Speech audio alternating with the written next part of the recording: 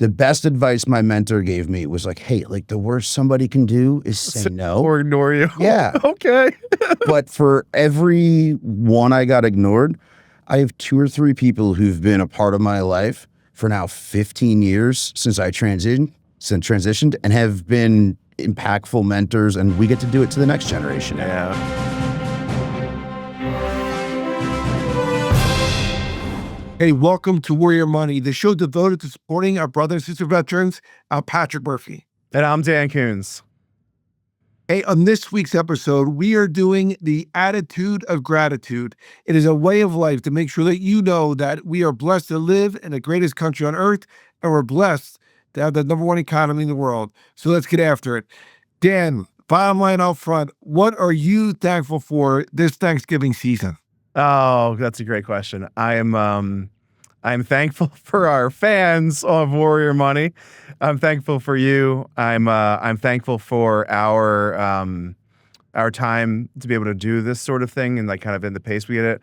But I think most specifically, I'm thankful for my family. Like I love my wife, my 3 kids, and kind of the community and home we get to make. So, Patrick, I'm going to ask you the same question. Before we get to that, I want to get a little fan mail just so that everybody can hear kind of what some of the feedback that we're getting. And I'm gonna do something uncouth. I'm gonna read it on my phone real fast. But I got a note from a woman. Her first name's Holly. She sent a note saying, "Hey Dan, I recently turned into your podcast on a train ride to Manhattan and discovered that a brokerage account is different than a Roth IRA or a 401k. I'm currently maxing out both my Roth IRA and my 401k, and I rolled my TSP over when I got out. But I guess I always assumed that a brokerage account just meant that you had an account open where you were going to do investing for the future. I'm about to close on my first house, so after build my savings back up a little bit, I'm going to open an account with Charles Schwab since they have my Roth IRA. Thanks for what you guys are doing for veterans. Signed off, Holly." That is the sort of stuff that I'm thankful for Warrior Money. So I gotta say that it feels really good to get some recognition. It's super cool when it's the same train that I take up here every other Tuesday to do this. So Patrick, what are you thankful for? Yeah. Well, listen, I want to start by just saying thanks for the fans like Holly. We air this show Monday nights and we push it out on social media every Tuesday. And we tell people like, hey man, we're in the same family. And whether you're a veteran, a military spouse, or just, an ally, connect with us on LinkedIn, listen to what we're pushing out there because we're trying to help our brothers and sisters. We're trying to get you to learn the lessons that we learned, unfortunately, far too often the hard way. So, I just have an attitude of gratitude. I am blessed like you with a phenomenal family. My health, I know people say, until you don't really have problems until you have health problems, right? I mean, you could bicker about, hey, well, I lost a client or I did this or that. But the reality of it is like we are blessed to live in the greatest country on this earth. And, even our Constitution, the blueprint of our country, it talks about in the preamble, in order to form a more perfect union. We weren't perfect back then. We're not perfect now. But I tell you what, I love America. I love our community where we live. I love my kids, Maggie and Jack, my family. And, I'm just so blessed to live another year to see them just crush it and crush life and just be, frankly, good people. Yeah, that's the best. I think that's a pretty natural segue into like how gratitude as an overall concept is really, really helpful, right? We talk a ton on the show about finding your purpose, transitioning into your purpose. How do you do the transition process? How do you get into the weeds of the process? One of the things we've learned is you got to start way before your transition period. You got to start a couple years out. Number 2, and I think this is what it comes down to, is like at some point in time, you got to stop either blaming or excusing your military service for either thing you do have or you don't have. And you got to have a heart of gratitude just to say, listen, whatever that was the last phase of my life, for better or for worse. We're going into my next phase of my life. We've got to find some gratitude. And that gratitude then allows you to have some resilience. And that resilience creates integrity. And that integrity creates the can-do attitude that's going to transfer you from one part of your life to the next part of your life. And I just think as we're going through this Thanksgiving season and we're thinking about all the things that we're grateful for, I think just having a heart of gratitude and a mind of gratitude gets you through a whole lot of really bad days. And that's one of the things that I'm also starting to think about as we're starting to reflect on our show in our last year. Yeah, and you don't have to be happy-go-lucky, like everything is peaches and cream all the time. It's not, right? But sometimes you it can gotta understand suck. yeah, like it's gonna suck sometimes. But guess what? If you just gut past it and you focus on the big things, right? You and I talk about, the four walls, the four foundations, right? If you, have a family that you can depend on, you have a profession, a career, a job, that's incredibly important. If you're frankly, working out, making sure that you're physically fit, what we say in the Army, we're ready to fight tonight. And lastly, if you have that purpose, if you have a sense of a higher calling, but you and I are Catholic, but whatever you are, or even if you're nothing, even if you're an atheist, the fact is this: is that we are all blessed to be here. We're all blessed to be here together. It's not peaches and cream all the time, No. but just like there's always gonna be someone better than you, there's always gonna be someone that's not doing as well as you are. But you might as well have an attitude of gratitude, and you could have an attitude of gratitude, but improve every single day in those four walls. And if you're struggling, the next part of this is that you can always reach out to your veteran network, right? Like, so when we're thinking about what we're talking through, right? You find purpose, you've shared gratitude, you've got gratitude, you've got great things. And if you don't feel like you have those things, if you don't have a job that you'd like, or you don't have the family that you like, or you don't have name the things, you have the agency to solve those problems. But also, it starts with engaging the network of people that have your shared common backgrounds and values. And I think that's the thing that I've learned over this past year. I already knew it from my time in service, but like the ability to call any of the guests that we've had, any of the people that we do, and say, hey, listen, I'm having a really tough time. And I don't know any of the guests. Like, we don't know any of the guests. We have very few of the guests when they come onto our show. I still know that when I'm on the calls with these folks, it's my community. And that community is willing to help you and engage with you through it. So I think that's really what we're trying to cultivate our way through, is just engaging with your network, understanding who your network is. If your life isn't where you want it to be, you can fix it. But I would highly suggest you engage your network to go do that. Yeah, and having that attitude of gratitude is also being grateful and then paying it forward, right? So, like, I know you're married, 3 kids, I'm divorced. We have a business partner, Don Felino, who invited both of us. He's having Friendsgiving. He went through a divorce. I don't think he has his kids. So I'm like, hey, that's Dom. And listen, I love Dom. He's a phenomenal operator, right? But 6 months ago, him and I were yelling at each other. I'm driving in New York City about some client thing. And I'm like, we had it out. And he calls back. He's like, hey, you know what? You might have been right on this thing, right? I mean, but that's business, that's personalities. I've argued with people in the Army, in Congress, in the Pentagon. Well, you got to just compartmentalize that and move forward as long as you can be constructive and learn from it. And part of that is like, hey, I'm grateful that we had that little dust up. It actually brought us closer.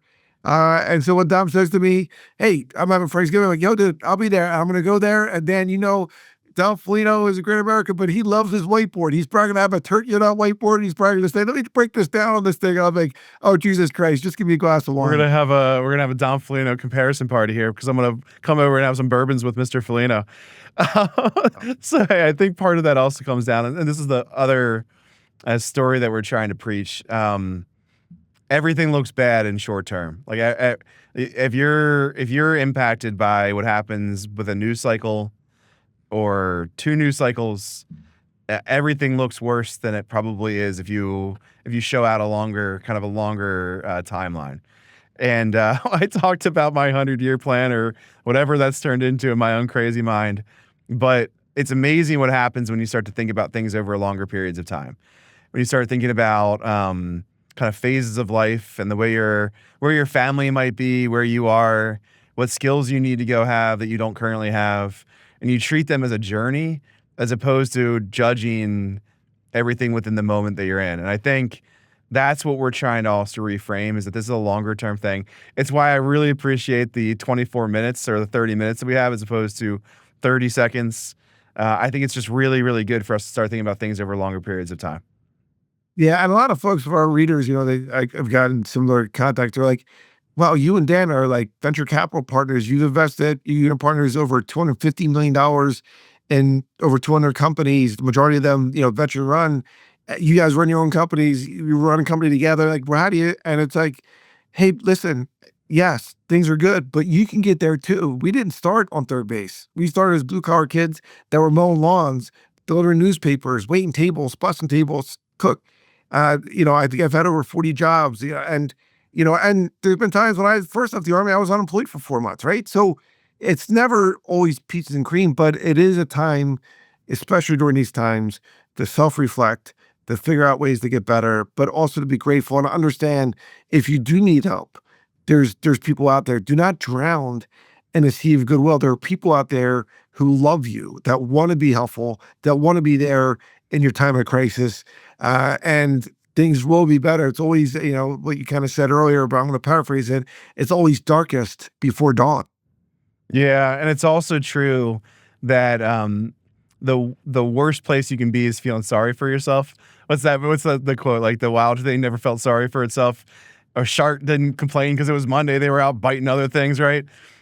Once you start to give back to other people and start to engage people, right? Once you start to have that kind of heart of a servant, that's probably why you joined the military in the first place, or did something in public service in the first place. Like once you start to give back to other people, I think you're, at least I've found for myself, that my problems seem a whole lot less bad when I see somebody else's problems. And then when you come together, the problems don't seem really that bad in the first place. So I think community service is your kind of your gratitude in action. It's how you give back to your community. It's what you do when nobody's watching. It's one of those things where it's like pick up the trash, plant the tree, go do something that makes your heart full. And I think that's what we're trying to achieve here.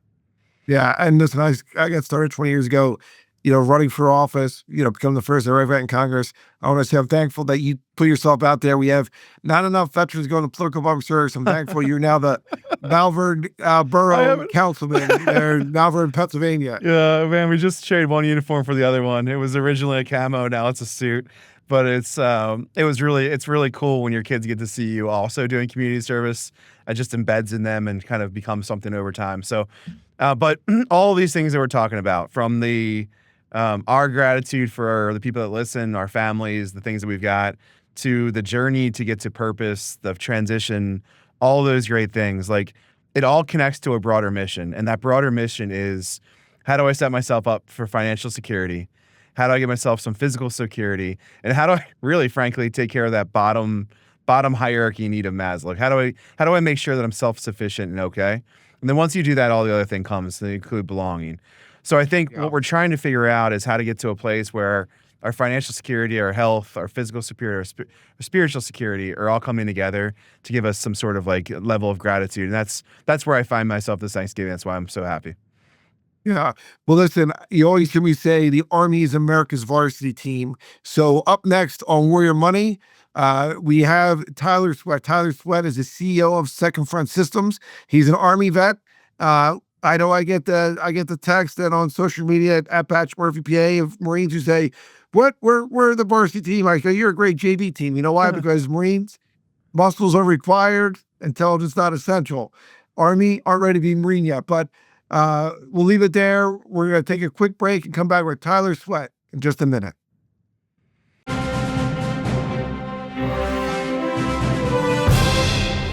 Welcome back to Warrior Money.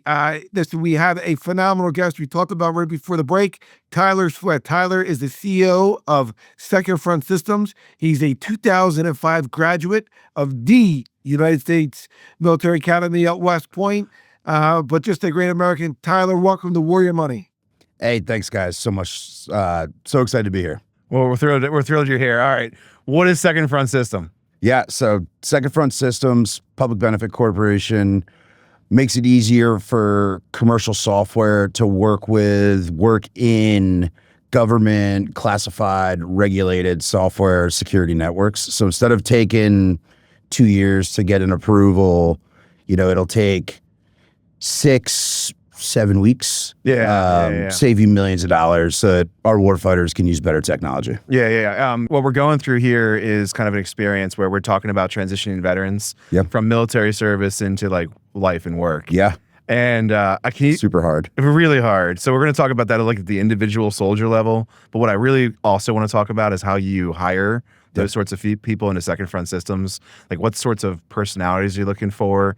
How does that work within you, and can you give your experience with that transitioning veterans community? Yeah, I think. And why is it super hard? That's super insightful.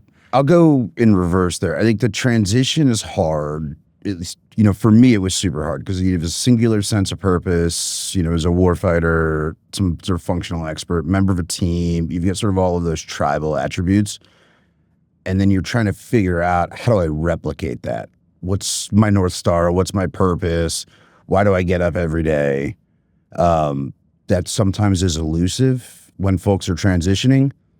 I think going into Second Front and thinking about how we look at transition, how we hire folks, TJ, we talked about, is a great example. TJ Rao, class of 14, Ranger, rugby player, came out of the service, did a skill bridge, which is a great program, with JLL Spark, done some sort of corp dev, investing, got retained there to be a strategy guy. So he's less than a year out of the military. What am I gonna do? How do I do strategy when I don't even know what strategy is Well, about? and that's where that's an interesting argument. So we grabbed Tej. He became my first sales hire. He's now our CRO. Yeah. And then you get Josh Roberts. We get a slew of folks where we've taken folks directly out of uniform and helped them understand, partnerships, sales, kind of customer success and delivery. And I think finding roles that are going to let folks understand what are sort of the functional lines of a business and like how does that system work will let them better identify where do they want to end up. And then the sky's the limit. Yeah. It's super hard. Yeah, Tyler, that's why it's so critical when you mentioned in a brief skill bridge. That's why it's great because you might be part of the Army or the Marine Corps, whatever. It's an incredible bureaucracy, right? But you're going now joining the private sector. But Skill Bridge, for those who don't know, it is a program where you're still on the government's dime. You're still getting paid by the Department of War, but you're able to go and do basically a paid internship in the private sector. It's not guaranteed that you're going to get hired at this place, but it could be 3 weeks, it could be 3 months, it could be 6 months, but it is this great program so you can learn those things. What a strategist is in the private sector, what is an ops person, what is sales, et cetera. So what is it between athletes? You talk about Tej, who, obviously played lacrosse, but what is it about athletes and the military, those characteristics that do you want in Second Front systems? Yeah, it's we're gonna ask you a lot of questions about Second Front. It's great because I know the origin story of Second Front. I also know the people that you've hired, and you're like the perfect CEO mindset as it relates to why transitioning members and how does it work for Second Front. So Patrick's point, you are the perfect person to ask these sorts of questions, sir. I think we talk about gunfighters and D1 athletes is this sort of joke we make an archetype, and it's about everything that happens before the game or before the gunfight. Yeah, prep. All that success is the prep. It's the repetition, it's the drilling, it's the blocking and tackling, right? There's this book called Unreasonable Hospitality, and there's a line in there that I might get slightly wrong, but it's effectively, hey, excellence is doing simple things perfect 1,000 times in a row. 10,000 times. 10,000 times. Yeah. It's the little stuff. And folks that have either had high stakes sports where a team depended on them, they're low ego, high prep. Gunfighters, there's no ego in a gunfight. It's pretty binary. You're either prepped for it and doing it or you're not. And so I think that ends up being a really good archetype, and you can train that. I could teach you how to sell software. I could teach you how to use a strategy framework, build a partnership. I cannot teach work ethic, integrity, low ego. You've got to kind of come with those. And it also imprints and compounds over time. If 100%. You've done that for 4, 6, 8, 10, 12 years, 20 years. Yeah. It's an imprinted capacity that you have in your body. Yeah.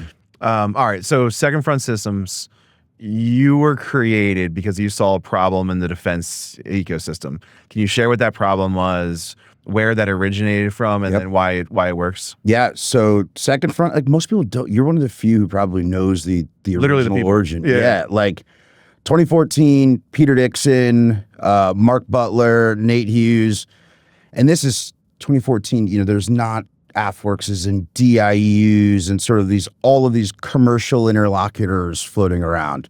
There's Congress trying to figure out what does the Valley do. That was a really long time ago in this journey. And so Second Front gets stood up, and V1 is sort of helping set up CODELs as they come to the Valley, helping bridge, and almost like a translatory service, right? Like a translation service of, okay, when they say this in the Bay, they mean this. When they say this in the Beltway, they mean that. And just that simple. Yeah. And Tyler, just so for for the prior first class in Fort Bragg, North Carolina, like when he says the Valley, he's talking about Silicon Valley, and what he is basically a Sherpa. Tyler was like the OG Sherpa for those like bridging that basically the million civilian divide in the private sector. And why that's important is so many of our brothers and sisters who started a small business or in the defense industry, they have died in the basically the valley of death because the government sales cycle is so long. So the nuggets that Tyler is saying in the beginning, saying, hey, from six years to 6 weeks, walk us through what are some of the successes that you trying to impart, not just with your teammates, but others who are trying to bridge that gap. Yeah, I think one of the biggest killers of any sort of business success is time, right? Time kills deals. Time kills programs if things just drag on forever. So if I've got a capability and I've got a war fighter that says, hey, I want it, every day in between that determination of, hey, I want it and hey, I can get it to them, increases the likelihood that that war fighter is going to go find the next best alternative. Whether that is like, hey, you know what, I'm going to sneak my iPhone in, or, I mean, you've heard me tell the story, like my best piece of kit in Afghanistan in 2006 was a Roshan cell phone. Like nothing US issued worked. A local Afghan cell phone was the best. Not supposed to be using it. But you used it. But kit just couldn't get there. Yeah. So if you think, hey, I want to create a vibrant defense tech industry that is bringing vets and non-vets, right? Like I want the best minds thinking about problems that are going to power, global sort of Western democracies until kingdom come. We've got to make sure that when the user says, I want it, they can get it. And that's both procurement and technical delivery, right? How do we get software approved so it can ship? We could talk about this whole segment with the difference between speed of delivery versus speed of delivery at enterprise scale, because it's a whole different conversation. Amen, brother. And that's a whole different thing, right? Detachment 214 back in California brought in a whole bunch of executives from all the companies we've heard about, Meta, OpenAI, I don't remember where else. And a friend of ours, Jay Long, is the detachment commander for that organization, right? How do you feel about bringing senior executives from industry into DoD as a direct commission process? Yeah, I think it's something we've talked about for a long time. I mean, Jay is at the forefront of most 95%. Yeah, I was like, you pick up enough innovation rocks and like you found all the letters in his name. Oh, Jay's there. Yeah, hey, buddy. By the way, Jay was on the show like episode 5, or this is of course. episode And Alex. Yeah, he should be. Both. Yeah. Jay Long, what are you talking about? I'm his wife with parlay, so sorry about that. Get that. Yeah, no, I mean, Jay's one of the best. I think, right, I like the idea. I think I want to see the knowledge transfer sort of diffuse, right? I think it's an interesting time. So, detachment stands up. I think you juxtapose that with what's been slower, onboarding of new politicals coming in. And, we've got services without CIOs. We've got services with CISOs departing. So it's tough to say like, hey, it's working or not. I think the idea, and if you told me as a 22-year-old second lieutenant that like, I could have a tech CEO come talk to my boys about how to do something better. That rocks. Totally. That's super cool. Pat. I would just say, hey, Tyler, what's the one piece of advice? I mean, every year there's about 200,000 for brothers and sisters that transition out. We have military spouses that also transition out. They're about 24% unemployment. But what are some of the key characteristics of grit and resiliency that you see during that transition and that you want to, these folks to hone in on? Yeah, I think one of it is you got to start early. And I don't know if you ever really stop, right? You're building networks, you're using networks that exist. I remember calling grads older than me, calling like the Steve Cannons of the world and the Joe DePintos and saying, hey, can I buy you a cup of coffee? Can I do a 10-minute phone call? How many of them said no to you? A bunch will say no, but like Steve Cannon took my call, and I actually saw him at a charity event a month ago, and got to thank him in person for it. Like, he was CEO of Mercedes and was like, yeah, hey, I'll take 10 minutes to help you. Yeah.